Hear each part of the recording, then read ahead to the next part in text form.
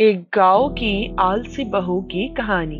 बहू, इस घर में आज तुम्हारी पहली दिन है, तो तुम्हें तुम्हारी पहली रसोई का रस्म आज ही पूरा करना होगा। इसलिए तुम जो बना सकती हो जल्दी से बना कर ले आओ। खाना। मुझे तो ये रस्म पूरा करना ही होगा, लेकिन कुछ दिन पहले जब नीति की माता पिता खाने के टेबल पर बैठे थे तब नीति, क्या हुआ? वो खाना नहीं खाएगी क्या? तुम्हारा बेटी खाना खाने के लिए कमरे से बाहर आएगी। तुम्हें तो पता है कि वो कितना आलसी लड़की है। वो घर पर ही खाना खा रही है।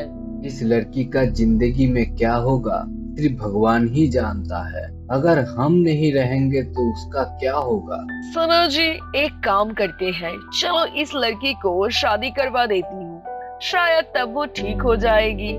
तुम सही कह रही हो आशा। शायद ससुराल जाकर ये लड़की ठीक हो जाए तो अच्छा होगा। माँ, क्या बोल? मेरा खाना हो गया है, थाली लेकर जाओ। बस हो गया। देखो, मेरी बेटी एक नंबर की आलसी लड़की है। ऐसे ही चलते चलते नीति की शादी प्रधान से हो गया और आज शादी के बाद ससुराल में नीति की पहला दिन है। अरे बहू, तुम इतना क्या सोच रही हो?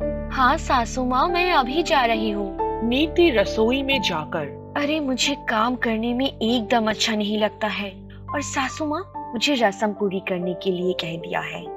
सासू माँ ने मुझे कही कि मैं जो चाहूँ बना सकती हूँ। फिर मैं एक काम करती हूँ, नूडल्स तो 2 मिनट में बन जाता है। मैं नूडल्स बना लेती हूँ। नीति जल्दी से नूडल्स बनाकर खाने के टेबल पर आ गई। आज तुम खाने में क्या बना रही हो? मैंने नूडल्स बनाई। क्या पहली रसोई में नूडल्स? अरे बेटा, मैंने बहू को जल्दी खाना बनाने के लिए कही थी, तो शायद इसलिए बहू जल्दी से नूडल्स बना कर ले आई। ठीक है, जब वो ये बना ही लिया है तो ये ही खा ले बेटा। सब खाना खा लेने के बाद नीति कमरे में अकेला बैठकर मेरे ससुराल वाले कितना अच्छा है, मैंने नूडल्स बनाई और ये ही खा लिया।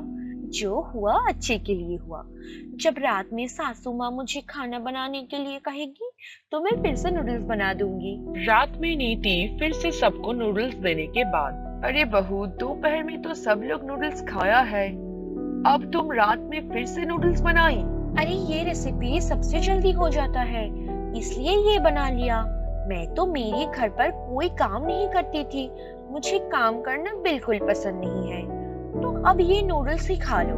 अरे माँ, मेरा बहू तो एक नंबर की आलसी निकली। अरे बेटा, तू चिंता मत कर, तेरा माँ है ना। तेरा माँ नीति बहू को सब कुछ सिखा देगी। हाँ बेटा, तेरा पापा सही कह रहा है, मैं बहू को सब सिखा दूंगी। अगले दिन सुबह बहू, घर साफ कर दो। क्या अब घर साफ करना होगा? घर साफ करने में तो कितना वक्त लग जाएगा और मेरे हाथ पैर में भी दर्द होगा।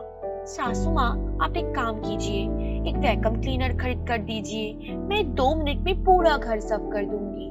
क्या अब घर साफ करने के लिए तुम्हें वैक्यूम क्लीनर खरीद के देना पड़ेगा? हाँ, इससे काम जल्दी हो जाएगा और मैं अच्छे से आराम कर सकूंगी। रहने दो बहू, मैं घर साफ कर लूंगी, तुम्हें कुछ भी करने का जरूरत नहीं है। इस तरह दिन बीत रहा है।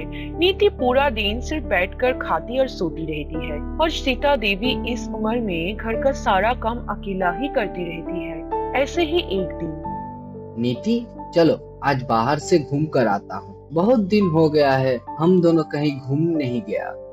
अब क्यों घूमने जाओगे? नहीं, घूमने जाने की कोई जरूरत नहीं है, तुम घर पर ही बैठो और आराम करो। घूमने नहीं जा सकती तो क्या हुआ, कम से कम बाहर लंच करने के लिए तो जा सकती हो। बाहर लंच करने जाओगे तो अच्छा खाना पीना होगा, तो फिर चलो चलते हैं। अरे बहू, तुम ऐसे बाहर जाओगी? हाँ सासू माँ, क्यों, क्या हुआ? अरे कपड़े तो बदल लो और अच्छे से सज धज कर जाओ। ये घर का कपड़े पहनकर कोई बाहर जाता है क्या?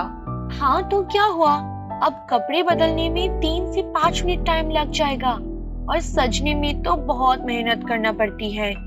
मैं ये सब नहीं कर सकती, इससे बेहतर होगा कि मैं ऐसे ही चली जाती हूँ, फिर मैं जल्दी घर आकर आराम कर सकूंगी।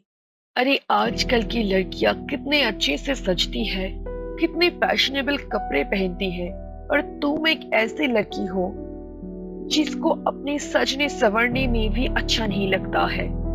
ऐसे लड़की मैं पहली बार देख रही हूँ। तुम्हें जो पसंद है वो करो। ऐसे ही दिन बीत रहा है, लेकिन नीति में कोई बदलाव नहीं हुआ है। ऐसे में एक दिन श्वेता देवी बीमार हो गई। तब देखो नीति, इस उम्र में पूरे दिन काम करते करते माँ का क्या हालत हो गया है, इसके लिए सिर्फ तुम ही जिम्मेदार हो नीति। हाँ, तुम सही कह रहे हो। अगर सारा काम सासू माँ को करवाने के बजाय मैं सारा काम सीख लिया होता तो आज सासू माँ को इतना दर्द नहीं सहना पड़ती थी। अहो, तुम्हें तुम्हारे गलती का एहसास हो गया है, यही काफी है। सासू माँ, मैं और ऐसे बैठकर नहीं रहूंगी। अब से मैं घर का सारा काम करूंगी। बस अब जल्दी से ठीक हो जाइए। तब से नीति खुद को बदलने लगी और अब वो घर का सारा काम करती है। श्वेता देवी भी धीरे धीरे ठीक होने लगी और तब से इस परिवार का सब लोग एक साथ अच्छे से दिन गुजरने लगा।